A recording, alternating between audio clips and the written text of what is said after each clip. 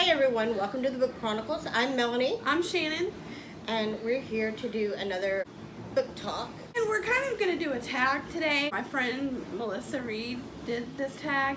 She got this from Completely Melanie, but I kind of thought it was a fun tag too, and we wanted to do it because we haven't done a tag in a while. And I first just want to apologize. I've been kind of MIA for a while. My mom passed away about 3 weeks ago on February 22nd. I have really not been in the mood to read or do videos or much of anything, and so she's been kind of the one that's been holding the channel down. I've only managed to read one book this month. I'm also going to talk to you about what I'm buddy reading next week. My friends Melissa and Lika. Hopefully Megan, if she gets this, I don't know yet. This is Irish Literature Month. We thought we would start with an Irish literature book.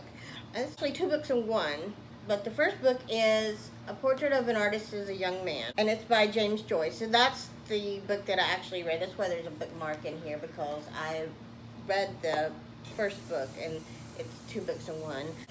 This was a very good book. I am very interested in Irish literature, and I never thought that it would be so fun to read, because I did not enjoy reading books in high school because we were required to read books such as these. I enjoy recreational reading thanks to Shannon, because she introduced me to a lot of these great books. It takes place in Dublin, Ireland, and it's based on James Joyce's life. It's about this young boy, Stephen Dedalus, and his life. So you learn a lot if you don't know much about Catholicism and Irish Catholic religion. It is a great resource to learn about that as well. But it takes place in his life in Dublin. He attends what they call it a college, but it's actually a young boys prep school. The book was just amazing to read. There was one part that was really sad. One of the priests came into the room and flogged Stephen. Flogging, if you don't know, it means you stick out your hand and there is a stick that they hit you with. It's your neck, which is of course Angela's Ashes. I forgot to get the book. It's on the shelf behind me. I'm going to be reading Angela's Ashes too. The passage, it says, "It can't be helped, it must be done. Down with your britches and out with your bum." What happened in this passage was his glasses broke because he was in the courtyard and he ran into a cement wall or a brick wall because somebody on a bike rode by him. So he had to write home. This is in the 1800s. You didn't have cell phone to say, "Hey, Dad," or email and say, "Hey, Dad, give me my glasses." He was exempt from his studies, but this other parishioner came in, a father came in, and he saw that he didn't have his glasses, he wasn't doing his studies. When the priest that was actually in the class, or Perfect, which is the priest that was in the class, actually had exempted him, and he told this other priest that came in that this happened, and he said, "Every day I'm going to be coming in and we're going to do a flogging every day at 9 a.m. So those are just some of the things that went on in this book. It was going to be called Stephen's Heroes, but he changed the story, and he actually threw the story of the manuscript away. He was so mad about it. It mentions Parnell, who was Irish Party, had dropped Parnell from leadership. So it talks about the Vatican. It talks about his love for Ireland and political unrest of Ireland. He was an Irishman, and he didn't agree with that the church and the Vatican should have been involved in politics. So if you're interested in learning about Ireland in the 1800s, I highly recommend this book. This is the only book I've managed to finish this month so far, but it's called We Are Okay, and it's about grief. I can't really go into a lot of it without spoiling it, other than it's about this girl dealing with the loss of her mother and her grandfather. It's very sad, but it's very healing. I think it did kind of help me get through dealing with my recent loss a little bit. I recommend it if you want a good mental health read, and it's a good quick read. But I did manage to finish that, and it's called We Are Okay by Nina LaCour. What I'm really kind of into right now is called The Female of the Species by Mindy McGinnis. And as Mel mentioned in her last video, we went to a SIA event after dark. It was hosted at our local Barnes & Noble, which is really rare, because usually they go to the one downtown, or do they go to Parnassus Books downtown, and it's really difficult for me and her to get downtown. I think one of the reasons that this happened too was because my alma mater, the university I attended, had Sia Fest, and they had several authors that attended Sia Fest. This was one of the authors that attended Sia Fest. So after Sia Fest, we were able to meet Mindy McGinnis. Yeah, and she signed it. Shannon and Melanie, Mindy McGinnis, and she is such. She's a hoot. She is hilarious. I really enjoyed her because she was funny, outgoing. She followed us out to the car. And she followed us out. I mean, it was just so cool to meet her. Just to talk to us, which was so awesome. She is a joy, and I definitely want to read more of her. This book deals with rape culture, and it's very raw. Kind of pushes, I think, the envelopes of YA, because it's got a lot of graphic scenes, a lot of graphic language. But she's really raw and to the point, so I wouldn't recommend it for young readers. If you deal with sexual trauma, you might want to read responsibly. It deals with animal abuse, If you're sensitive about things and you love animals. But the main is good. I would go into this I can't, this is another book I really can't without spoiling it, but it does, just know that it does deal with rape culture. And animal abuse, so I love animals, but so does Mindy McGinnis. She is an animal lover. Be very, very really particularly careful with this book, because I'm still in the middle of it, and I'm thinking, this is YA. I mean, I've read a lot of YA, and I've never seen a YA push the boundaries as much as this one does. This is borderline adult. Fiction. So probably in your 19s or 20s when I start reading it. But if you just recently dealt with sexual assault of any nature. Yeah. I've survived sexual assault. These can be very healing because... So did you find the book as a sexual assault victim healing? Yeah.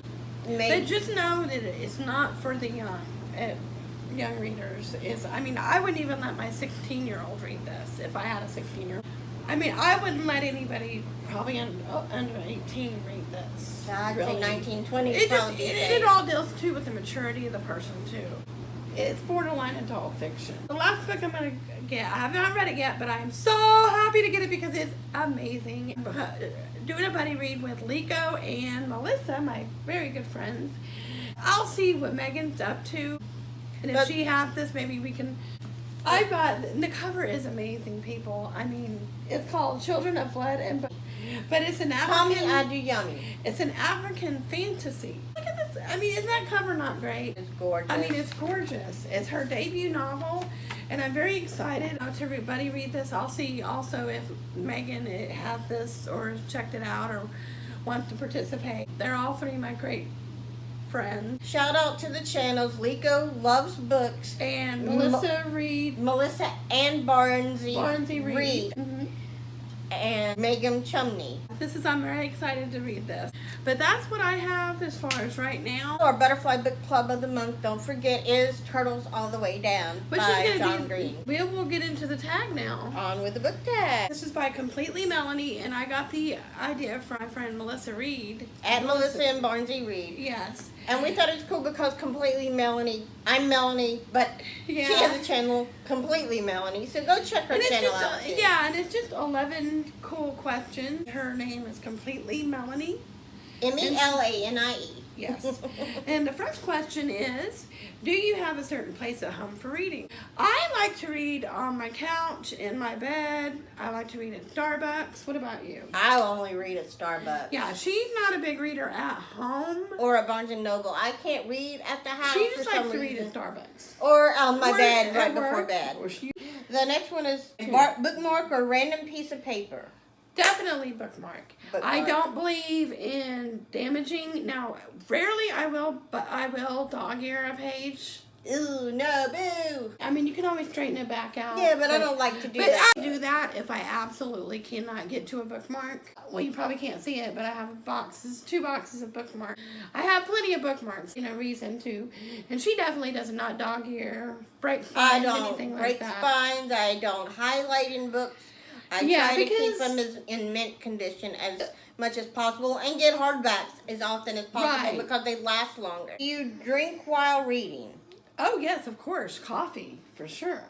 Coffee or my drink at Starbucks, which is my berry hibiscus drink that I get. Of course, I try not to put my drink anywhere near my book. I missed my one question. Can you just stop reading, or do you have to stop after a chapter a certain amount of pages.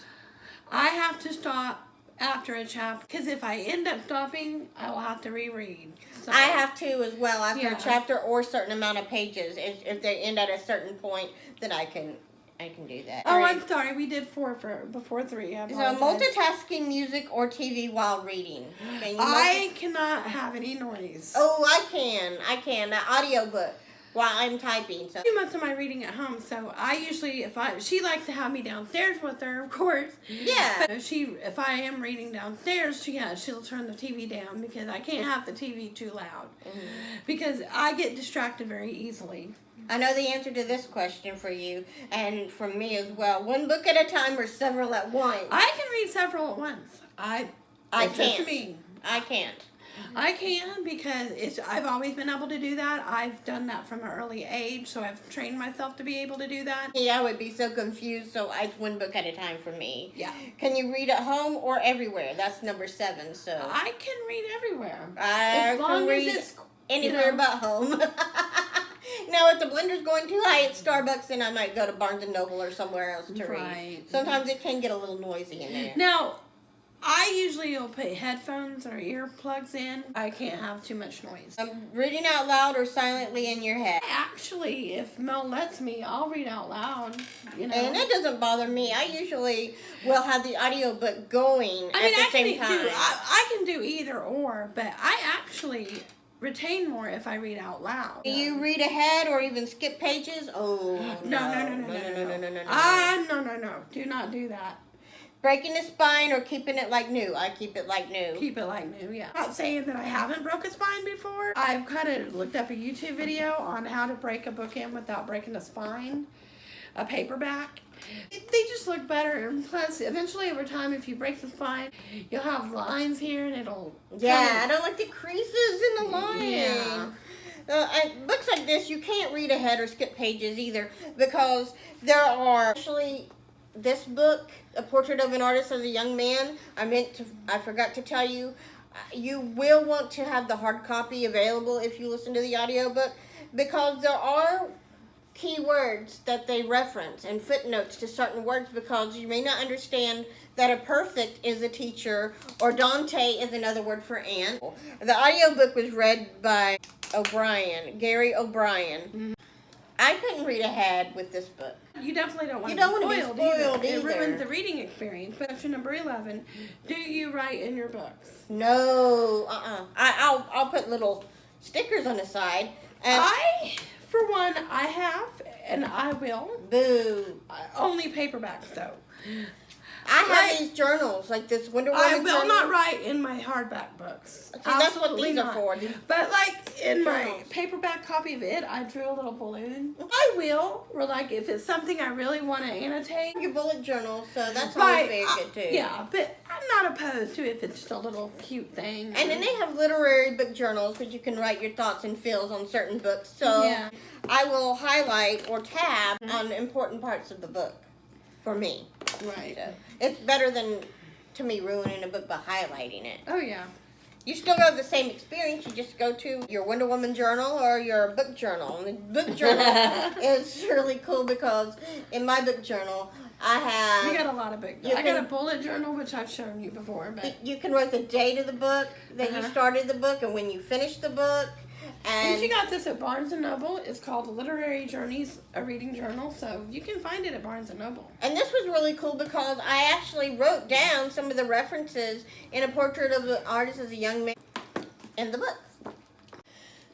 But that completes the book tag called the Reading Reading Habits tag. The Reading Habits And tag. and it was done originally by Completely Melanie. And we found it through Melissa and Yeah, Bonzi we found Reed. it through Melissa. She just posted a video. She did the tag, so definitely go watch her video. She did a great job. I tagged Lico Likes Books and Megan Chumney. Lico, Megan, y'all are it. That completes the tag. And Book journey. yeah, so I hope you enjoyed the video. Please like, subscribe down below. We'll put the link to Completely Melanie Yeah. tag below. And I'll put Melissa. Melissa and Bonzi Reed. And Melissa it's and not, Barnesy Reed. and it's not spelled read like book, but R-E-I-D, read. Until next time, I'm Melanie. I'm Shannon. We wish you peace, love, books, and coffee. And many Bye. blessings. Yeah.